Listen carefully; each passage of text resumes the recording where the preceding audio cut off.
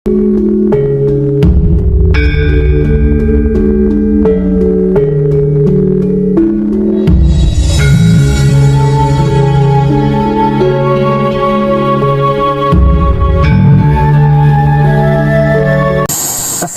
murni itu bisa digambarkan seperti apa dan bagaimana. Tolong beri sedikit dan sekali lagi. Saya masih kurang klik, Pak Web.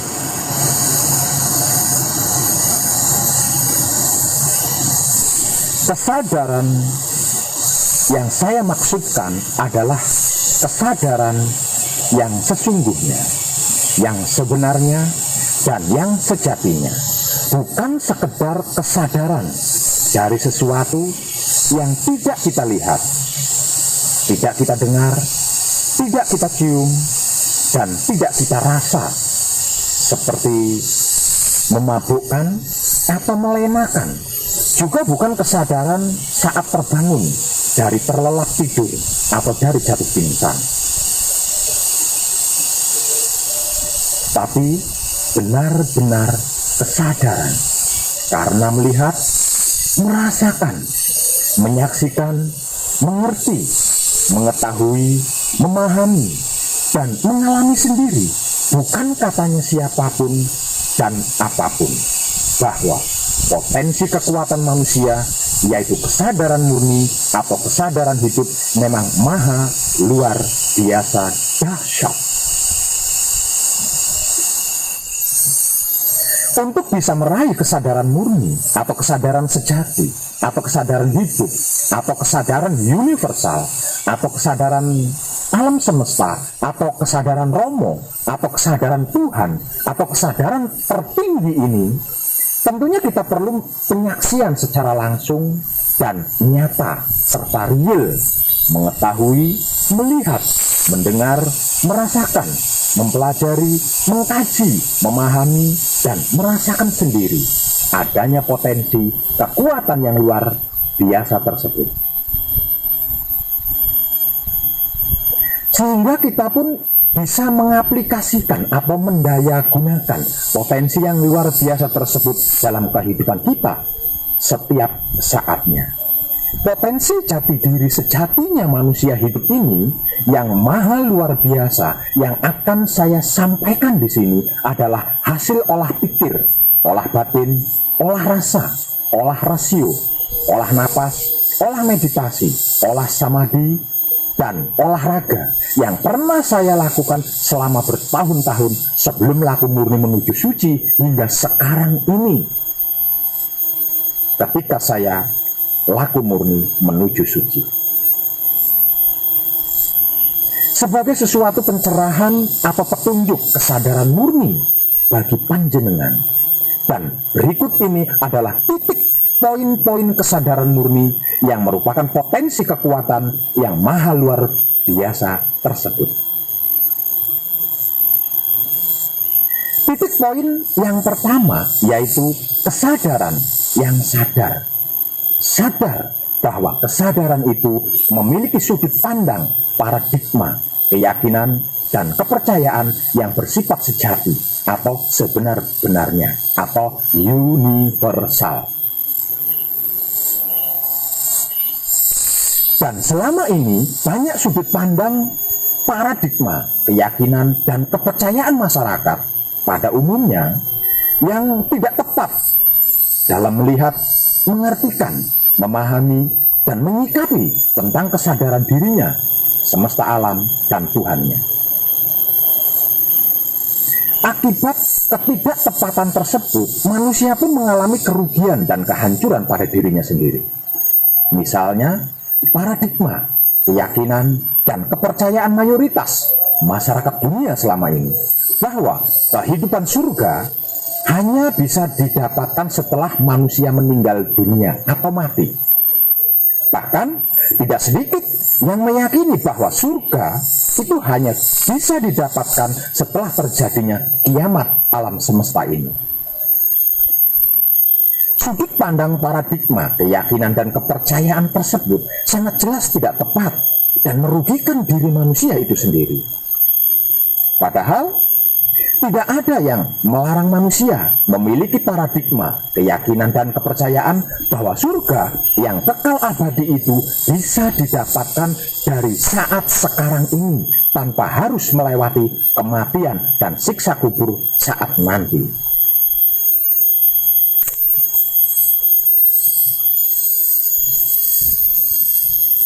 Titik poin yang kedua yaitu kesadaran bahwa sebagai seorang khalifah atau wakil dari Tuhan Sang Pencipta, Sang Pemilik kehidupan bumi alam semesta raya ini, betapa manusia adalah wujud makhluk yang termulia dan teristimewa jika dibandingkan dengan makhluk-makhluk lainnya di kehidupan bumi alam semesta raya ini.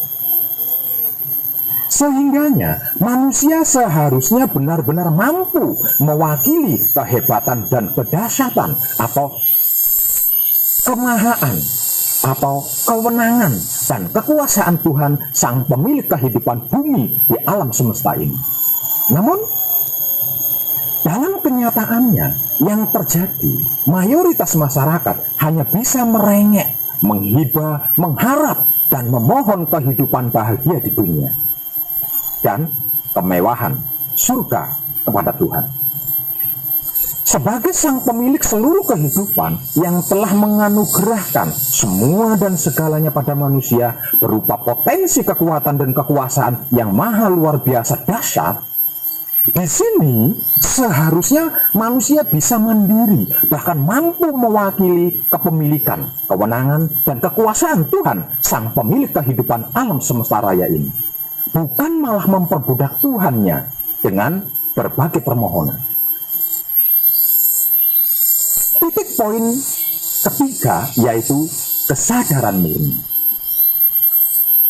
atau kesadaran sejati atau kesadaran hidup atau kesadaran universal atau kesadaran alam semesta atau kesadaran Romo atau kesadaran Tuhan atau kesadaran tertinggi ini yang saya titik poinkan sebagai kesadaran murni ini berada di taman kehidupan surga yang kekal abadi.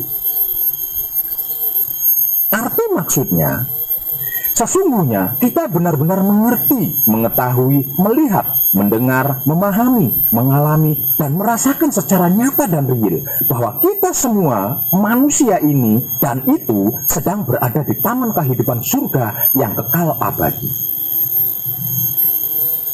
di mana seluruh kebutuhan, keinginan, harapan, cita-cita, dan semua yang terjadi, semua yang menjadi doa setiap manusia seluruhnya ada, tersedia, dan tersaji di kehidupan bumi alam semesta ini, sehingga manusia tinggal mengelola, mengatur, mengolah, menikmati, merawat, menjaga, memanfaatkan, dan mengendalikannya agar bisa menjadi fasilitas kenikmatan yang sempurna.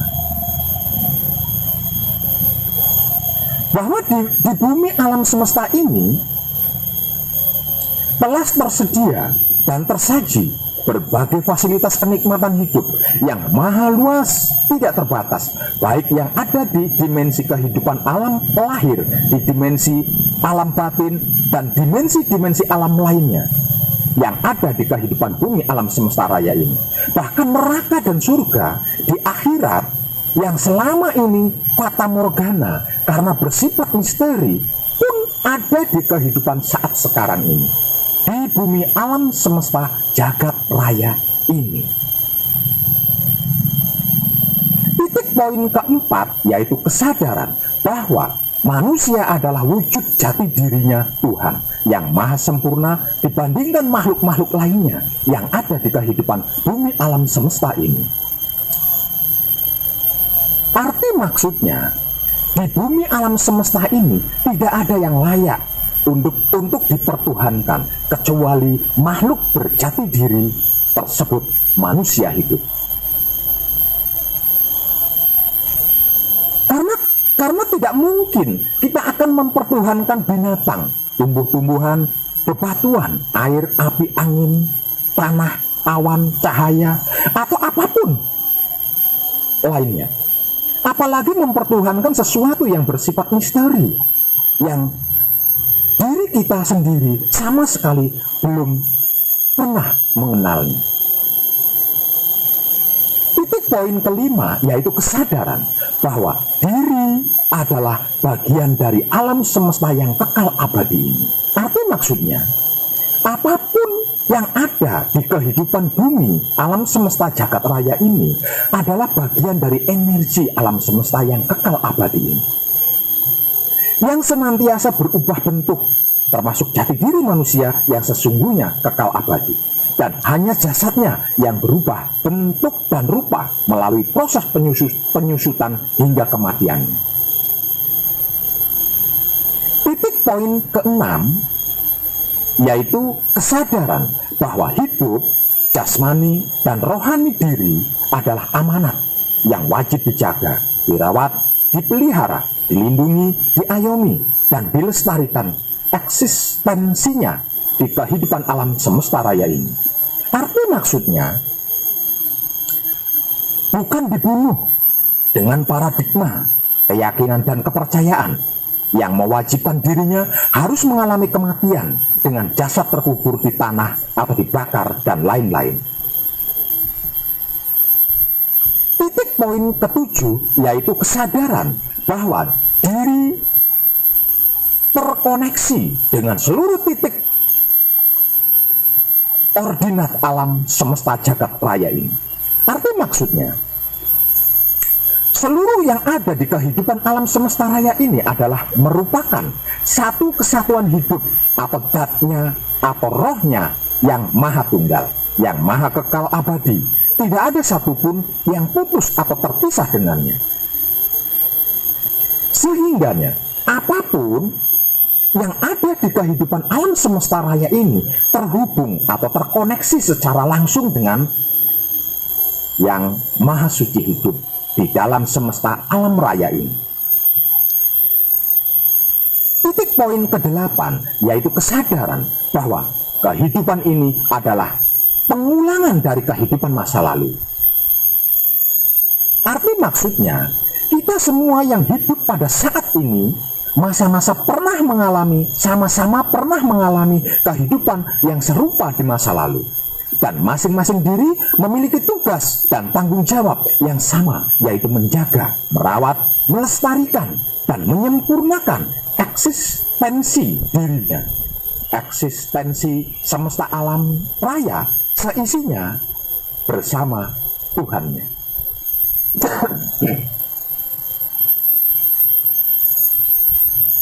Titik poin ke-9 yaitu kesadaran bahwa saat ini adalah dunia dan akhirat, atau neraka dan surga, atau lahir dan batin. Arti maksudnya, jika kita merasakan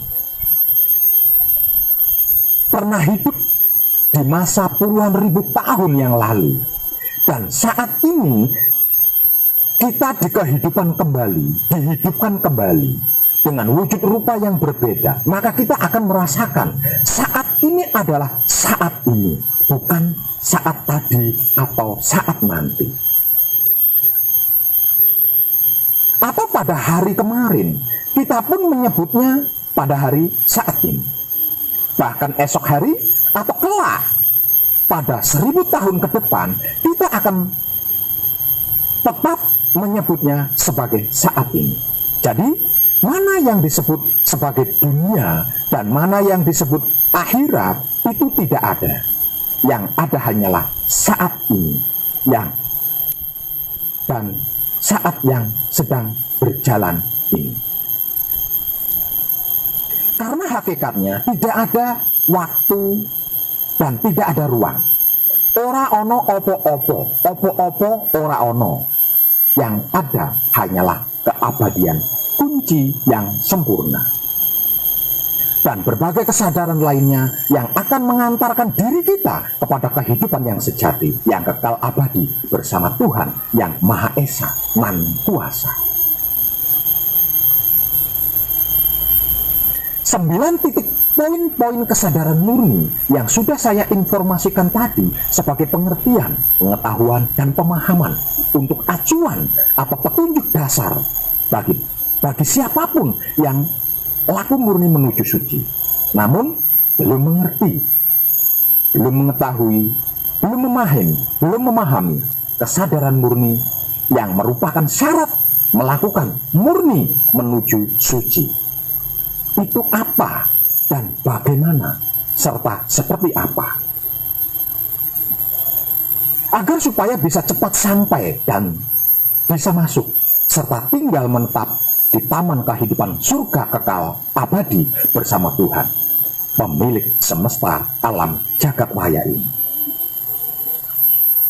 Para kakang kinasiku sekalian, ketahuilah bahwa pada malam hari yang cerah, kita bisa melihat begitu banyak bintang-bintang menghiasi langit. Namun ketika langit malam tidak tampak berhiaskan bintang-bintang, sesungguhnya bintang-bintang itu tetap berada di tempatnya masing-masing, tidak pernah pergi kemanapun meninggalkan langit. Hanya saja dia tidak tampak terlihat karena penglihatan kita terhalang oleh mendung. Demikian halnya ketika kita tidak dapat menemukan kesadaran murni kita pada masa ketidaktahuan kita, bukan berarti kesadaran murni itu tidak ada di dalam diri kita. Akan tetapi, dia tidak dapat disadari karena kesadaran murni kita terhalang mendung ego, pamrih, dan arogan yang tebal. Maha Suci hidup sebagai parama sakti atau para sakti atau energi kesadaran tertinggi adalah kesadaran murni, substansi utama yang mengalir melalui semua perwujudan. Itu adalah kehadiran gaib Maha Suci hidup sebab utama dan menjadikan segala yang ada tanpa ada yang bisa menahan. Para sakti atau energi kesadaran tertinggi atau kesadaran murni disebut sebagai banyak nama, seperti diam, hening, sunyi, cinta kasih sayang, atau patrat samadhi. Sedangkan kekuatan, kekuasaan, dan seluruh pengetahuan atau kecerdasan itu adalah Satchidananda, eksistensi kesadaran, kebahagiaan, dan ketentraman. Kekuatan murni dari makhluk yang benar-benar murni akan dirinya tanpa objek dari kesadarannya. Dia memancarkan cahaya, energi, dan pengetahuan sucinya.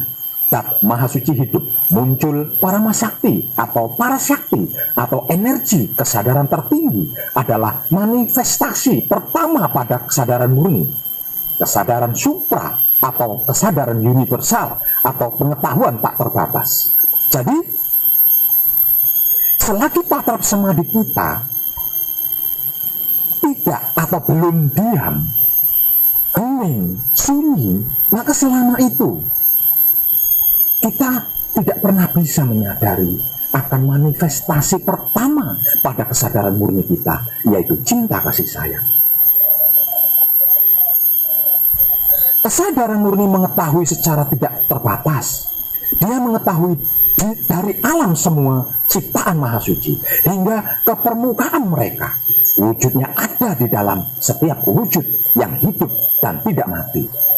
Jika kesadaran murni menghilangkan semua resapan para masakti dan para saktinya dari salah satu atau semua triloka, yaitu Baitul Makmur, Baitul Muharram, dan Baitul Muqaddas atau pikiran, batin, dan syahwat, maka akan runtuh, hancur, dan menghilangkan secara perlahan. Sakti Maha Suci hidup adalah kekuatan mempertahankan dan kehadiran seluruh alam semesta, kekuatan tak terbatas yang tidak memiliki awal maupun akhir. Dan sesungguhnya ini adalah kesadaran murni atau kesadaran sejati atau kesadaran hidup atau kesadaran Romo atau kesadaran Tuhan atau kesadaran tertinggi. Maha Suci hidup tersembunyi di dalam semua makhluk-makhluk ciptaannya yang paling dalam dan menyaksikan karya dari semua makhluk-makhluk ciptaannya terdiam dalam segala hal serta mengamati segala hidupnya. Dia adalah kesadaran murni atau kesadaran sejati atau kesadaran hidup atau kesadaran romo atau kesadaran Tuhan atau kesadaran tertinggi yang melampaui triloka, yaitu pikiran, batin, dan syahwat, atau baitul makmur, baitul muharam, dan baitul muqaddas. Sebab karena itu saya selalu melihat Maha Suci hidup di dalam setiap wujud manusia, bahkan makhluk-makhluk lainnya seperti hewan, tumbuhan, dan lain-lain. Ketika saya bertemu orang yang berbeda, saya berkata pada diri saya sendiri, Maha Suci hidup di dalam wujud orang suci. Maha Suci hidup di dalam wujud orang berdosa. Maha Suci hidup di dalam wujud orang-orang yang berbudi. Maha Suci hidup juga di dalam wujud orang-orang yang tidak berbudi, dan lain-lain sebagainya. Panjenengan pun akan bisa menyaksikan kenyataan Maha Suci hidup secara nyata di dalam setiap perwujudan yang berbeda-beda itu, jikalau panjenengan telah memahami 9 titik poin-poin kesadaran murni yang telah saya informasikan tadi. Tercerahkanlah panjenengan semuanya. Dan salam setuhan, penuh cinta kasih sayang dari dalam lubuk hati saya, Wong Edan Bagu yang paling dalam. Selamat, selamat, selamat, rahayu, rahayu, rahayu, damai, damai, damai, tentram. Saya Wong Edan Bagu, ngaturaken sugeng rahayu, lir ing sambikala, amandih yuwana, pinayungan mring ingkang maha suci, Basuki Yuwono Teguh Rahayu selamat. Berkah selalu untuk semuanya tanpa terkecuali, terutama para sedulur.